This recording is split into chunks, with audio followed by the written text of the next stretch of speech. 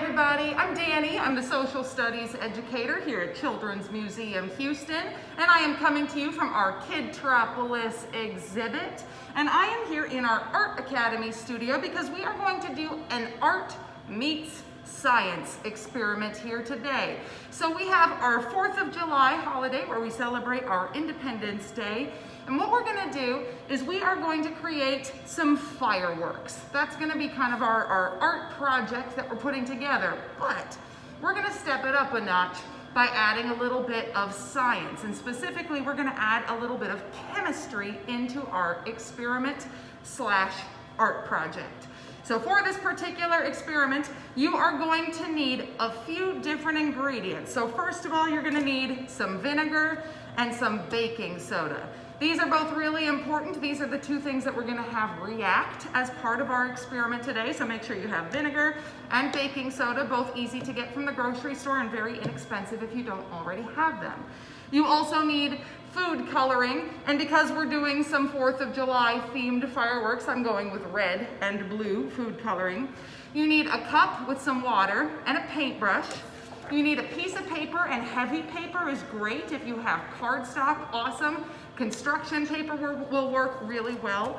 And then also the last thing you need is we are gonna need to make something that we can freeze our vinegar in.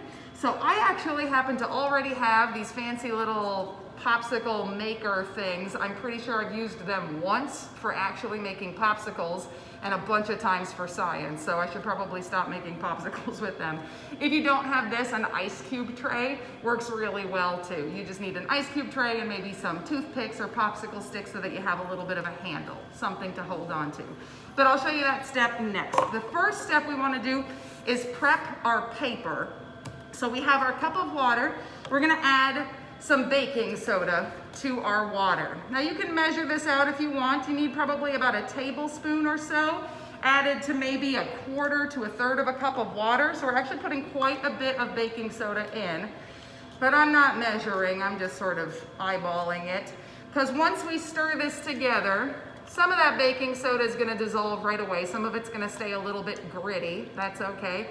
But you'll see it's kind of it's not clear water anymore. It's got kind of that milky look to it. That's okay.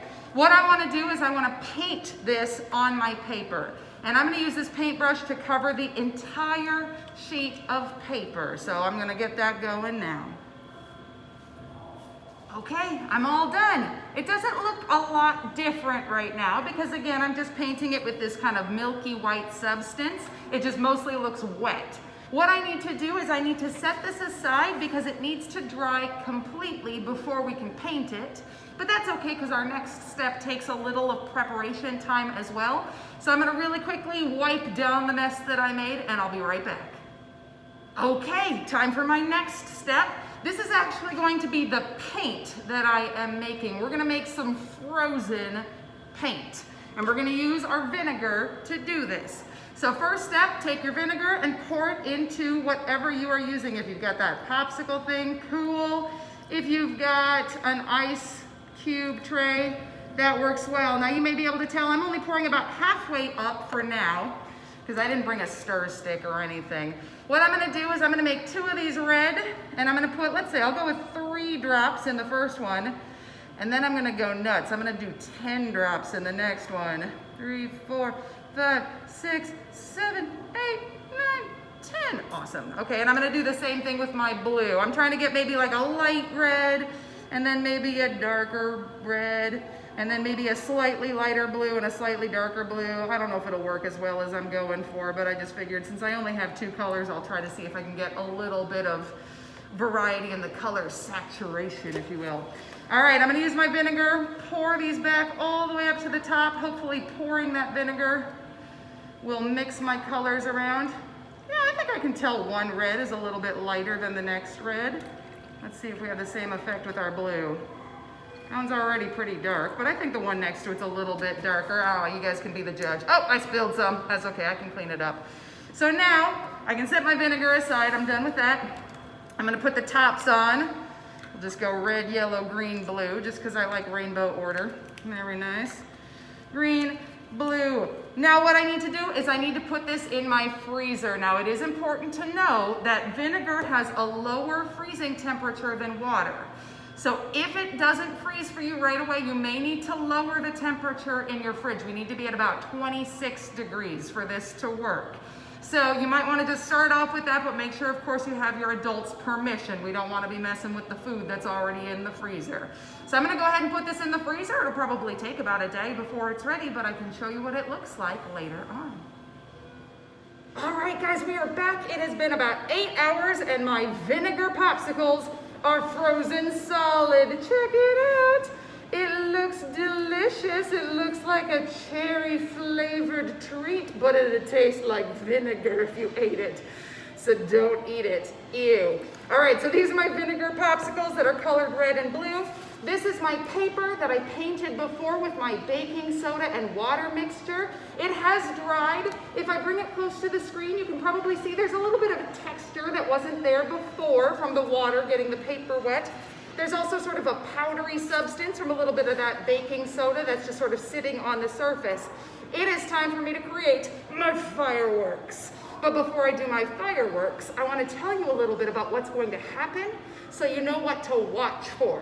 Because as it turns out, vinegar is an acid.